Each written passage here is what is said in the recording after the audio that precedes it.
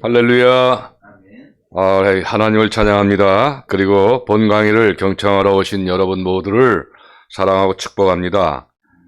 오늘은 지난주 시간에 이어서 실제적 속죄하는 제사 제3강을 강의함으로써 성경의 핵심 진리 제1부 기본적 진리 8과목 중에 속죄복음의 그 마지막 강의가 오늘 진행이 됩니다. 이제 오늘로서 속죄복음 강의가 모두 이제 5번 차례로 이루어지는데, 오늘 여러분과 함께 할 그 강의 제목은 실제적 속죄하는 제사입니다.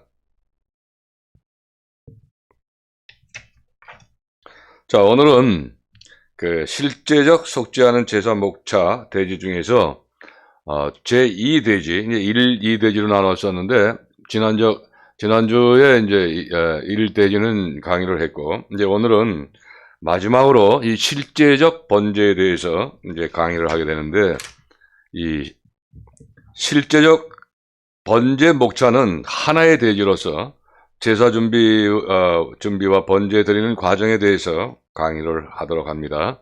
자, 그러면 먼저 이 모형적 번제 제사 준비와 또 번제를 드리는 그 과정을 보면, 이 번제물은 흠없는 수양 한 마리를 준비하고, 또 번제를 드리는 과정은 모형적 속죄제가 끝난 후에 대제사장은 본래 대제사장 복을 입고 번제를 드립니다.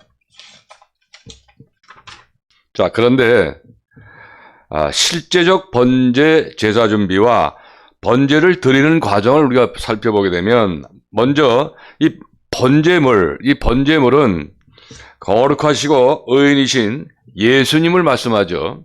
또 번제를 드리는 과정은 예수님께서 십자가에 못 박혀 희생당하신 것을 말씀하고 있습니다. 자, 그리고 이것은 예수님께서 속죄 제물로서 뿐만 아니라 이 번제물로서도 모든 성도들을 대신하셔서 헌신하신 것을 의미하는 것입니다. 그리고 그 과정을 도표로서 이제 설명을 드려보면, 그 구분과 모형적 번제와 실제적 번제로 나누었는데, 먼저 그 구분은 번제물과 번제를 드리는 과정을 구분했고, 번제물에는 모형적 번제에서는 이 흠없는 수양 한 마리, 그러나 이 실제적 번제에서는 거룩하시고 의인이신 예수님을 상징하는 것입니다. 그리고 번제 드리는 과정의 제물은 바로 제물을 몸에 태우는 것을 말하며, 또 이 실제적 번제는 예수님께서 모든 성도들을 대신하셔서 헌신하신 것입니다. 그리고 이 1년에 1차례씩 그 대속죄일에 드리는 이 번제는 오직 죄 문제를 해결하기 위해서만 드리는 것임을 알으셔야 합니다. 이와 같이 예수님께서 모든 성도들의 속죄를 위한 번제를 드려주시는 그 이유는 바로 모든 성도들로 하여금 죄 문제를 해결하기 위해 헌신할 수 있는 그 은총을 받게 하기 위해서인데, 다시 말씀드리자면 이 성도들이 헌신하는 것조차도 바로 이 은총으로서만 되도록 하기 위해서입니다. 자, 그런데 여기에서 이 대제사장이 그 번제를 드리는 것은 바로 그 성령님께서 우리 성도들로 하여금 죄 문제를 해결하기 위하여 헌신할 수 있도록 은총으로 도와주시는 것을 의미하는 것인데, 다시 말씀을 드리자면 이 성령님께서 성도들에게 헌신하시고자 하는 그 마음을 주시지 않는다면 성도들은 결코 헌신할 수가 없게 된다는 것입니다. 그러므로 우리 성도들의 할 일은 오직 성령님께서 도우심을 받아서 상번제를 드리는 것입니다. 상번제 생활을 하는 것이에요. 그러니까 매일 그 회개 생활을 해야 된다는 그런 말씀입니다. 그리고 여기서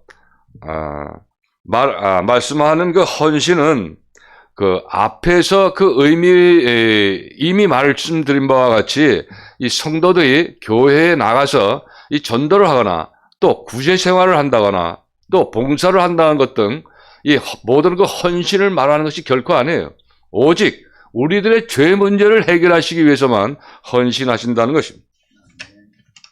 그리고 이와 같이 이 죄 문제를 해결하기 위하여 헌신하는 생활을 우리가 자세히 설명을 한번 해보면 이 성도들이 그 양심의 가책을 받고 참여하는 마음이 생길 때마다 하나님 앞에서 무릎을 꿇고 용서를 빌기도 하고 때로는 이 걸어다니면서도 그 안타까운 심령을 가슴을 쳐가며 회개하기도 하고 또 금식 요즘 이제 그 사순절 기간이니까 10일 금식을 주로 많이 하더라고요. 그래서 이 금식을 하면서 용서를 빌기도 하고 또 탄식을 하며 한숨 짓기도 하며 이 어떤 때는 또 대성통곡을 하면서 이 회개하는 그 기도를 하는 것입니다. 그리고 성령님의 역사와 그 은혜로 나타나는 그 현황을 보게 되면 먼저 그 상황이 어떤 성도들은 이 마음에 나타나는 죄의 법칙 때문에 고민하면서 그 영적 할례 은총을 사모하기도 하는데 이처럼 죄 문제를 해결하기 위해서 나타나는 그 마음과 행실들을 말함인데 자, 다시 말씀을 드리자면 자신의 죄 문제 때문에 안타까워하고 그 문제를 해결하고자 하는 마음이며 곧 죄 문제를 해결할 때 생기는 마음이나 언행들인 것입니다. 그리고 이와 같이 성령님의 역사와 은혜로 번제를 드리는 생활, 즉 상번제를 계속 드릴 때에는 성도들 개개인의 그 점진적으로 정결케 되어 결국은 그 가나안 땅, 즉 천국이죠. 천국에 들어갈 준비가 완성이 되는 것입니다. 그리고 이제 성도가 번제를 드리는 그 신뢰를 보게 되면 이렇습니다. 여러분 그 베네딕토 성인 잘 아시죠? 이 베네딕토 이야기입니다. 자, 베네딕토는 스비아코 산속의 동굴에 수련하면서 누워있던 어느 날에 갑자기 이제 고향에 혼자 있게 되다 보면 이제 주위가 좀 이렇게 조용하고 하다 보면 이 사탄이 유혹을 또 합니다. 그럴 때에 이 베네딕토는 그러면 유혹받으면서 고향의 아름다운 생각, 옛 추억을 생각하는 거죠. 그러면서 여러 사람들이 떠오르죠. 이제 그런 생각을 하던 중에 이 옛날 그 자기와 그 교제를 했던 애인이 생각이 되는 거예요. 근데 그 순간에 어쩌다 그 애인을 생각하는 그 순간에 음력이 치밀어 올라오는 거죠. 그래서 음란한 생각이 사로잡히게 되었는데 그때 이 동굴 입구에서 어떤 그 예쁜 여자가 옷을 다 벗은 채로 서 있는 것이 보입니다. 그런데 그 여자는 바로 다른 사람이 아닌 자기가 지금 상상했던 그 옛날 애인이었었어요. 그런데 그러자 이 베네딕토는 깜짝 놀라면서 아니 이거 당신 웬일이요 하고 소리를 지르는 것입니다. 그 여자는 이제 동굴 안으로 들어오면서 베네딕토 추워요 하고 그 베네딕토 앞으로 다가옵니다. 그러자 베네딕토는 마음속으로도 이러면 안 되지 하면서 정신을 바짝 차리는 거예요. 베네딕토가 이제 워낙 영성으로 좀 많이 성장되어 있기 때문에 그런 순간에도 그런 어떤 그 성령께서 역사하시면서 그런 생각을 하고 정신을 차리는데도 불구하고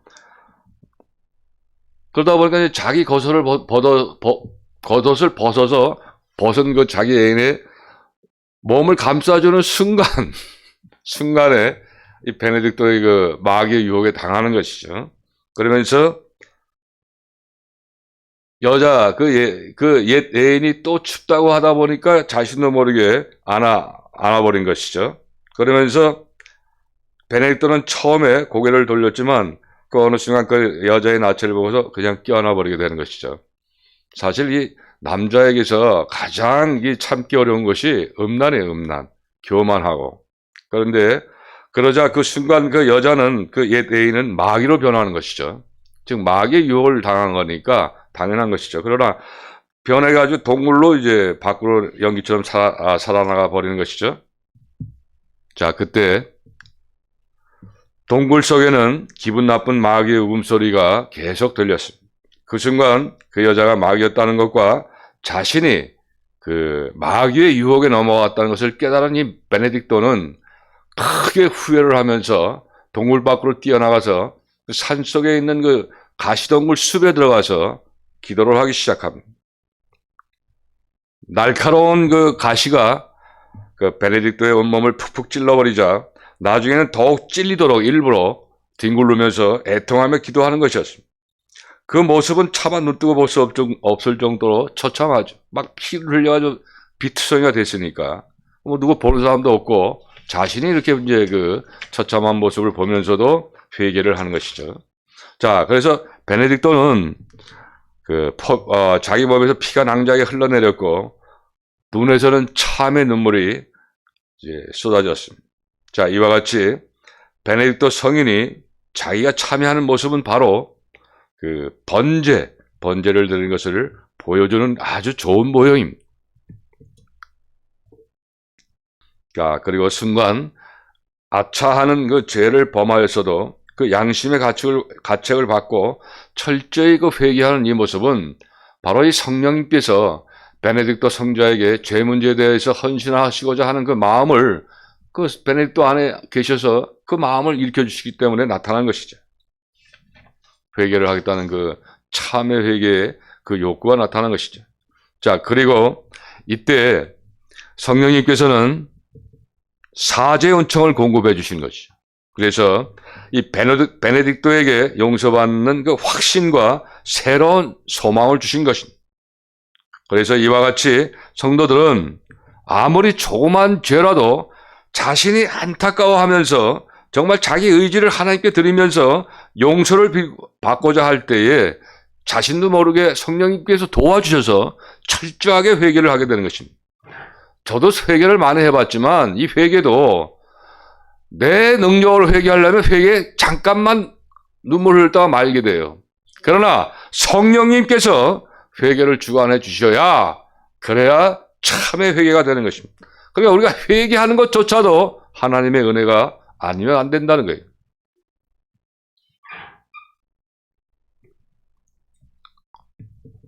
자, 따라서 이번에는 이 번제에 대한 진리를 조금 더 알기 쉽게 정돈을 한번 해봅니다. 자, 먼저 앞에서 우리는 성도들을 위한 속죄 은총이 예수 그리스도를 통하여 속죄제를 드림으로써 풍성하게 준비되었다는 것을 알게 되었는데, 다시 말씀을 드리자면 이 속죄소 위에 피를 한 번 뿌려 사죄 은총, 즉 성도들이 범한 죄를 용서받게 되는 은총이 준비되었고, 또 그 속죄소 앞에 7번 피를 뿌림으로써 성결 은총, 즉 죄성이 제거되는 그 영적 할례 은총이 준비가 되었다는 것이며, 이것을 레위기 16장 16절에서 19절까지 말씀하고 있는데, 이 부정이란 말은 이 사람들의 심령 속에 7가지 죄성, 즉 원죄가 뿌리박혀 있으므로 이는 마치 문둥병과 같이 이 부정한 병에 걸려 있다는 것과 같다는 상징적인 표현인 것입니다. 그리고 이와 같은 부정, 즉 7가지 죄성을 제거하기 위해서 속죄소 앞에 7번 피를 뿌린 것으로서, 자, 7가지 죄성을 7번 피를 뿌려 제거하는 영적 할례 은총에 대해서는 바로 레위기 16장 14절에서 16절까지 말씀으로 그 말씀을 바르게 이해하지 못하면 혼동하기 쉬워요. 혼동하기 쉽게 되어 있어요. 자, 왜냐하면 그 레위기 16장 15절의 그 하반절과 16절 상반기 말씀을 보면 그 순서가 바뀌어 있기 때문에 그래요. 레위기 16장 14절과 15절에서는 이 속죄소 위에 한 번 피를 뿌리고 속죄소 앞에 7번 피를 뿌리고 라고 말씀하고 있어요. 그런데 이 16절에는 백성들의 부정과 백성들이 범한 모든 죄를 인하여 라고 되어 있기 때문에 혼돈할 수가 있다는 거예요. 자, 그러나 19절 말씀을 보지 않으면 한 번 피를 뿌린 것은 이 부정을 위한 것이고 7번 피를 뿌린 것은 백성들의 범한 죄를 위한 것처럼 착각하기가 쉽다는 것이죠. 자, 그러므로 레위기 16장 19절 말씀을 대입시켜 보면 그 손가락으로 그 피를 그냥 레위기 16장에 그 손가락으로 그 피를 그 위에 7번 뿌려서 이스라엘 자손의 부정에서 단을 성결케 할 것이요 라고 말씀하였으므로 부정을 성결케 한다는 것은 바로 7번 피를 뿌려 7가지 죄성을 제거한다는 것을 우리가 알 수가 있는 것입니다. 따라서 한 번 피를 뿌린 것은 백성들의 범한 죄를 위한 것을 말씀하며 성령 강림은 사죄 은총과 영적 할례 은총을 가지고 계신 이 성령님께서 이 땅에 오신 것을 가리켜서 말씀하신 것입니다. 그리고 성령께서는 강림하신 그 목적은 이 성도들 개개인에게 속죄 은총을 공급해 주시려는 것입니다. 그러므로 이 예수님을 통해서 이 성도들이 번제를 드리는 것은 성령님을 통하여 사죄 은총과 영적 할례 은총을 경험적으로 받게 되는 것을 의미하는 것으로서 이렇게 속죄제뿐만 아니라 번제까지 온전하게 드려야만 여호와 앞에서 완전히 정결해진 성도들이 되는 것이며 이와 관련해서 그 교회 목사님들이 교회에서 예배를 드릴 때에 축도를 합니다. 축도를 하는데 고린도후서 13장 13절 말씀으로서 보면 이 말씀 있죠. 주 예수 그리스도의 은혜와 하나님의 사랑과 성령의 교통하심이 너희 무리와 함께 있을지어다 라고 해서 그 말씀을 인용을 해요. 자, 그런데 여기서 하나님의 사랑은 하나님께서 만세전부터 죄인들을 구원하시고자 계획하게 하셨고 수많은 선지자들을 통하셔서 이 독생자를 보내실 것을 예언하도록 하셨다는 것이에요.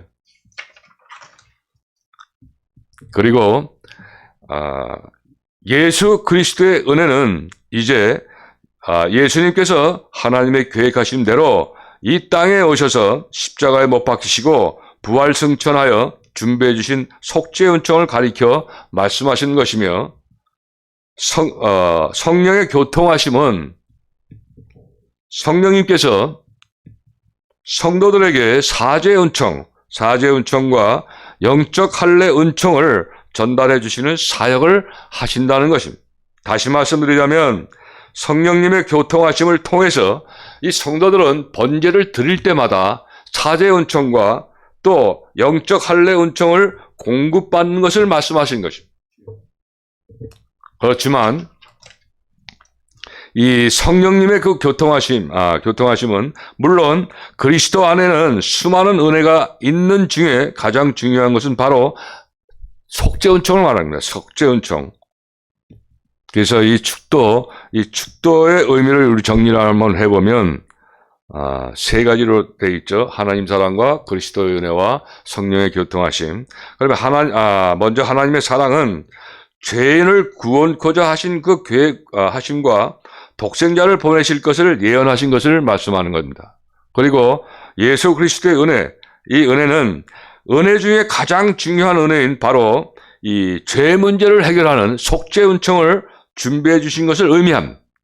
그리고 성령님의 교통하심은 속죄 은총을 성도들에게 공급하시는 사역을 의미하시는 것입니다.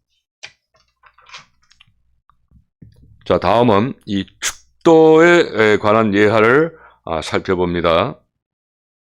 어느 대학생 아들이 대학생 아들을 둔 아버지가 있었어요. 그런데 이 대학생과 아버지는 시골 사람이지.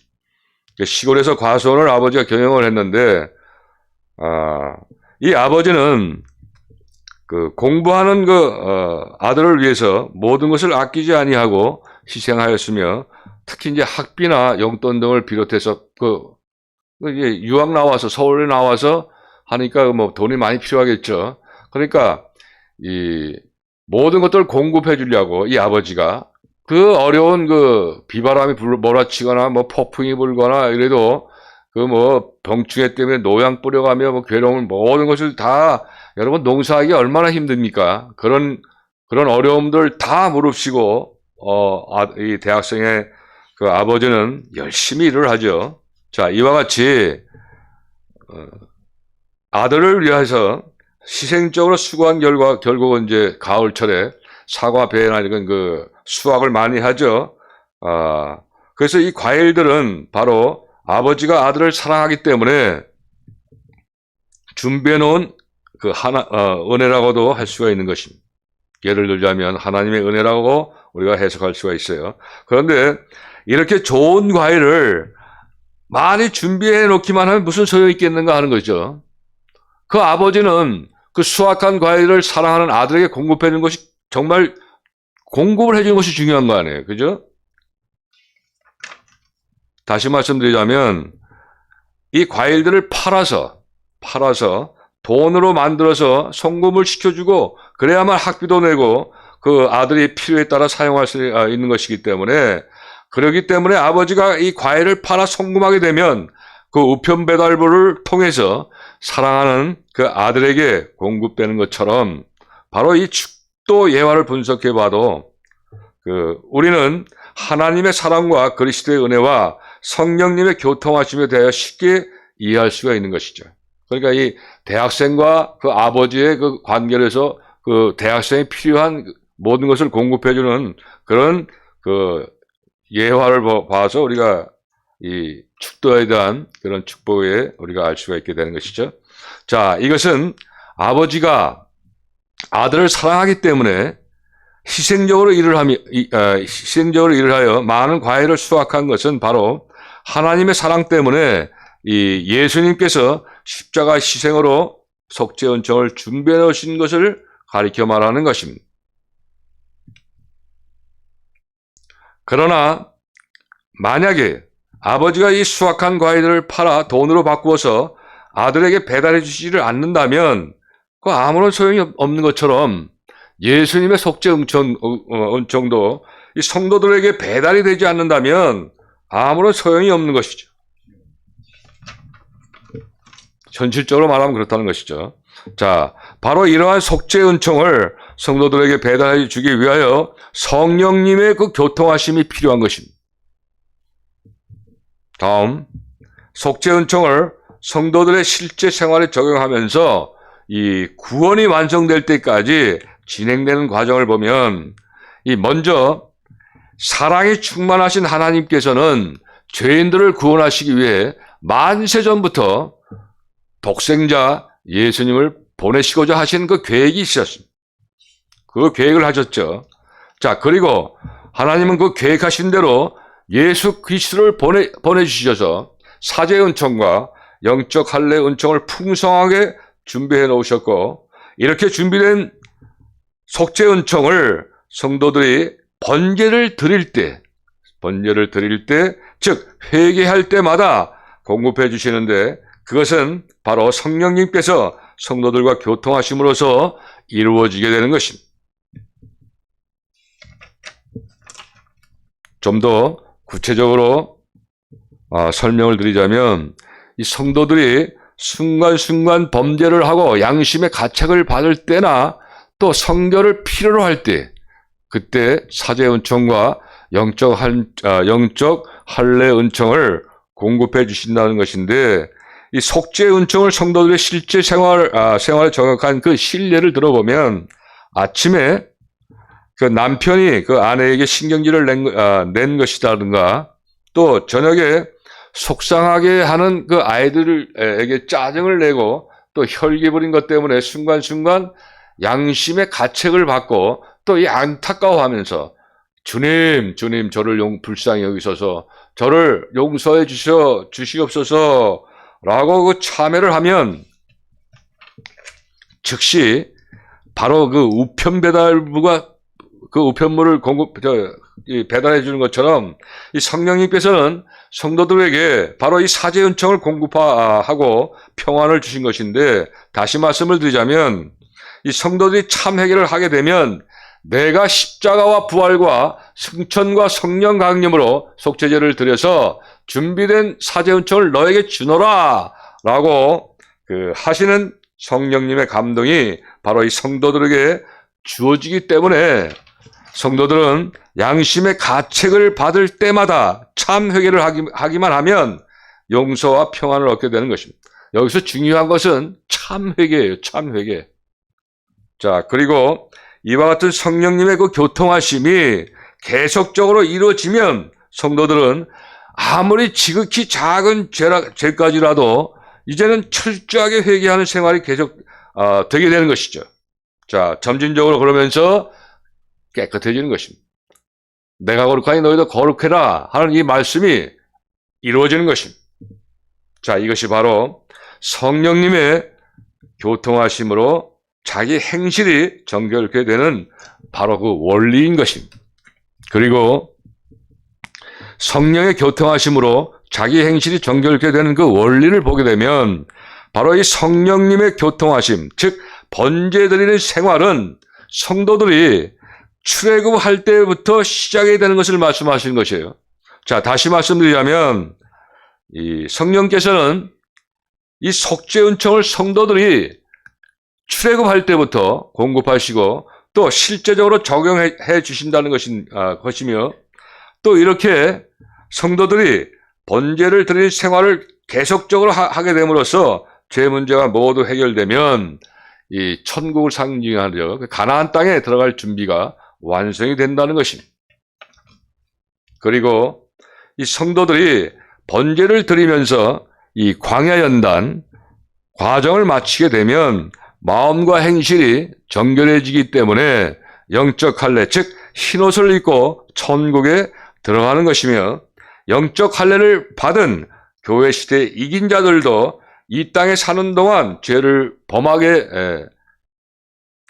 될 경우에는 이 번제를 드려서 하나님의 용서를 받아야 합니다. 그러나 만약에 영적으로 어린 성도가 영적 할례를 받고 싶은데 지금 주십시오 라고 기도한다면 하나님께서 어떻게 말씀하시겠는가 라는 것인데, 아마도 하나님께서는 그 영적으로 아직 어린 그 성도가 영적 할례를 받고 싶다라고 간절히 기도하게 되면 하나님께서는 기다리라고 말씀하실 거예요. 자, 너는 아직 할례를 받을 만한 그 믿음이 준비가 되지 아직 못했다. 너의 행실을 모두 정결케 하고 가나안 땅 입구에 가게 되면 그때에 받게 될 것이다 라고 하나님께서는 그 성도에게 응답을 해 주실 것입니다. 따라서 이와 같이 사죄 은총과 영적 할례 은총은 성령님께서 모든 성도들에게 반드시 주시게 되어 있어요. 그렇지만 하나님께서는 이 비천하게 보이는 성도들일지라도 이미 그리스도의 희생을 받으셨기 때문에 속죄 은총을 필연적으로 주시도록 되어 있다는 것임으로써 믿고 구하는 것은 다 받은 줄로 믿으라 라고 하신 말씀과 같이 이 속죄 은총만은 틀림없이 받게 되어 있다는 것입니다. 따라서 이 성도들은 어떠한 죄를 범하든 진정으로 참 회개가 하기만 하면 용서를 다 받을 수 있다는 그런 믿음을 가져야 해요. 자, 내가 통해 자복하고 회개를 했는데 또 그 죄진 게 생각났다고 하면 이 사람은 참 회개를 한 것이 아니에요. 건성으로 한 회개이기 때문에 그런 거예요. 정말로 참 회개를 하게 되면 우리 하나님은 기억조차도 안 하신다고 그랬어요. 그러니까 참 회개가 중요하다는 것이죠. 상번제 생활에서. 자, 그럼 이제부터는 성경의 핵심 진리 제1부 기본적 진리 제5과목인 속죄복음에 대해 총정리를 합니다. 자, 우선 먼저 이번 주에 강의하는 실제적 번제 제사 준비와 번제 드리는 과정을 정리합니다. 실제적 번제 제사 준비는 지난주에 했지만, 자, 제일 먼저 모형적 번제 제사 준비와 번제를 드리는 과정에 대해서 알아보았습니다. 그리고 다음은 실제적 번제, 또 제사 준비와 번제 드리는 과정에 대해서, 또 속죄일에 드리는 번제와 예수님께서 모든 성도들의 속죄를 위한 번제를 드려주신 그 이유, 그리고 대제사장이 번제를 드린 것과 또 죄 문제를 해결하기 위해 성도들이 해야 할 일에 대해서와 또 죄 문제를 해결하기 위하여 헌신하는 생활을 자세하게 설명을 해드렸습니다. 또 성령의 역사와 은혜로 나타난 것, 그리고 성령의 역사와 은혜로 번제를 드리는 생활, 즉 상번제를 계속 드릴 때 성도들이 번제를 드리는 신뢰와 또 번제에 대한 진리를 좀 더 알기 쉽게 전도한 것과 교회에서 목사님들이 축도할 때에 이 하나님 사랑과 예수 그리스도의 은혜와 성령님의 교통 내주하심의 그 축도에 대한 예화와 또 속죄 은총을 성도들의 실제 생활에 적용하면서 구원이 완성될 때까지 진행되는 과정과 속죄 은총을 성도들의 실제 생활에 적용한 그 실예, 그리고 성령님의 교통하심으로써 자기 행실이 정결케 되는 그 모든 원리에 대해서 자세하게 살펴보았습니다. 그리고 우리가 지금까지 속죄복음의 증거 순서는 모두 5가지, 모두 5주차로서 첫 주는 인간의 타락과 하나님의 속죄 방법에 대해서 우리가 공부를 했어요. 그리고 두 번째 주는 모형적 속죄하는 제사를 우리가 알아보았고, 세 번째 주에서 오늘까지 5번째 주까지는 실제적 속죄하는 제사에 대해서 알아보았고, 이제 지금은 결론에 대해서 알아봅니다. 자, 먼저 속죄복음을 정리하면 이스라엘 백성들의 대속죄 제일 제사를 통해서 이 죄인들을 속죄 은총으로 정결케 하시는 하나님의 그 구원 계획을 살펴보았는데, 성도들은 밖으로 드러난 자범죄뿐만 아니라 그 영혼에 깊숙이 뿌리 박혀 있는 죄성, 즉 원죄까지도 해결되는 속죄 은총을 받고 의인이 되어야만이 낙원에 들어갈 수 있는 것에 대해서 알아보았습니다. 속죄제에 대해서 다시 한번 정리를 해보면, 모형적 속죄제에서 속죄 제물이 산채로 버림을 당하고 번제소에서 피를 흘리며 죽은 것은 예수님께서 십자가에 못 박혀 버림을 받고 피 흘려 죽으신 사건에 대한 모형이며, 또한 대제사장은 부활하신 예수님이 모형이고, 대제사장이 성막에 들어가서 이 속죄소에 피를 뿌린 것은 부활하신 예수님께서 피 묻으신 몸을 가지시고 승천하셔서 하나님의 보좌에 앉으신 것의 모형을 말하는 것입니다. 그리고 대제사장이 피를 뿌리는 일은 마친 후에 성막의 바깥으로 나온 것을 바로 오순절에 천국으로부터 성령님께서 예수님을 대신하셔서 강림하신 사건의 모형인 것을 말씀하는 것이며, 이와 같이 예수님의 십자가의 희생과 부활과 승천, 그리고 성령 강림 사건은 죄인들을 구속하기 위한 속죄하는 제사를 이 드림에 있어서 절대 필요한 조건들인 것입니다. 아멘. 자, 이제 성경에서 믿음으로 구원을 얻는다고 하는 것이나 또 은총으로 구원받고 제사함을 받는다는 그 말씀은 이 속죄제와 어떠한 관계가 과연 있는가에 대해서 간단하게 알아봅니다.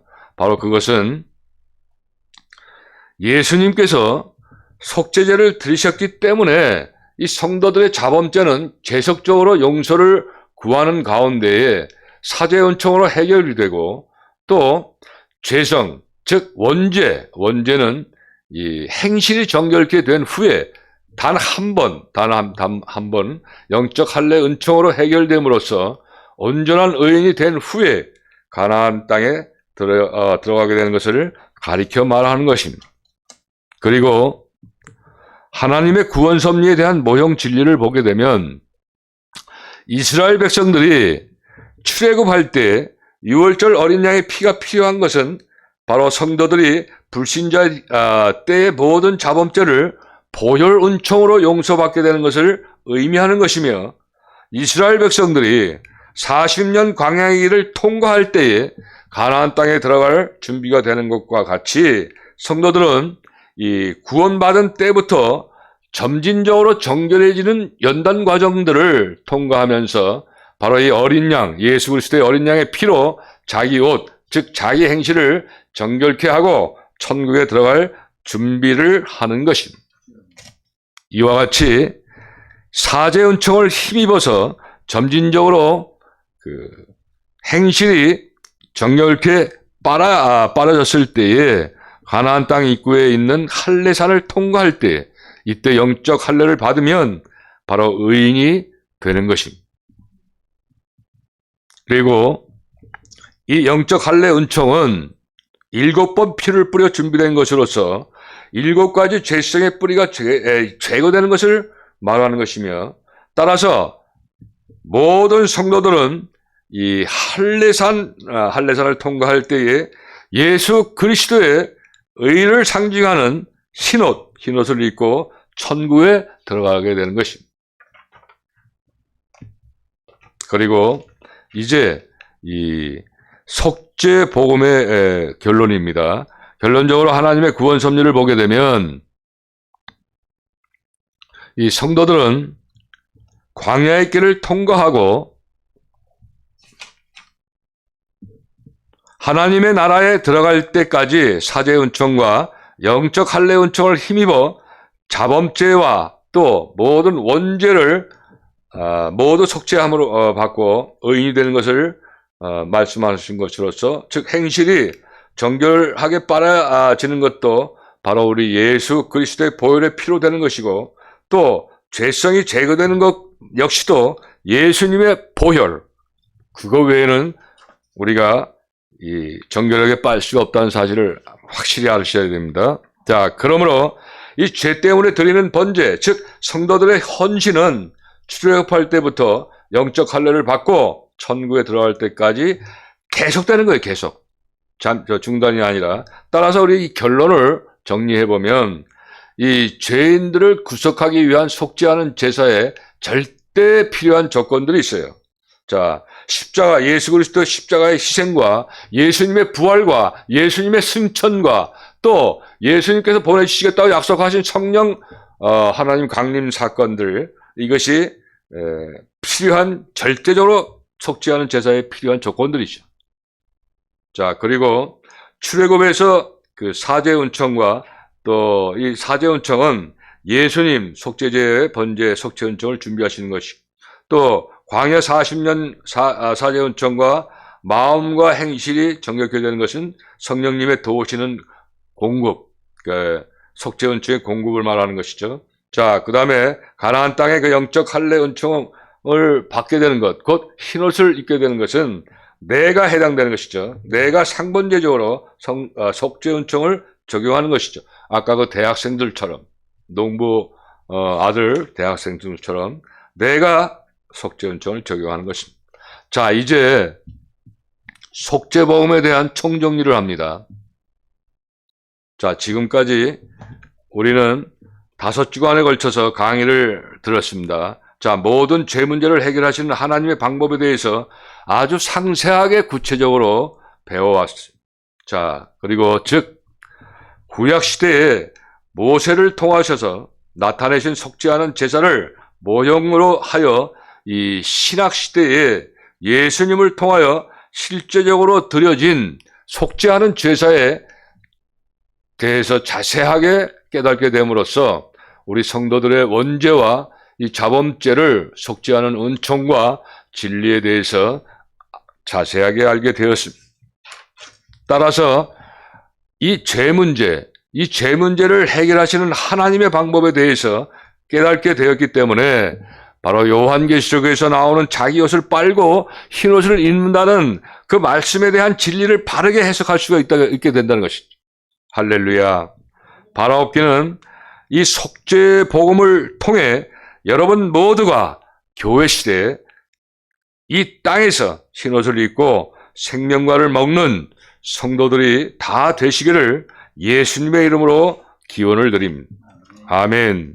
자, 오늘 강의 끝으로 결론을 정리해보면, 자, 우리는 지금까지 속죄복음을 정리하며 속죄죄에 대하여 다시 한번 정리를 했으며, 성경에서 믿음으로 구원을 얻는다거나 은총으로 구원을 받고 죄사함을 받는다는 이 말씀은 이 속죄죄와 어떠한 관계가 있는가에 대해서 우리가 알아보았고, 또 하나님의 구원의 섭리에 대한 모형적 진리, 그리고 하나님의 구원 섭리와 총정리에 대해서 우리 모두 자세하게 살펴보았습니다. 다음 주는 이제 성경의 핵심 진리 제1부 기본적인 진리 제8과목 중에서 6번째 과목인 성화된 성도들의 생애에 대한 강의를 계속해서 진행을 합니다. 자, 수고들 하셨습니다. 그러면 저는 다음 주 이 시간에 다시 뵙겠습니다.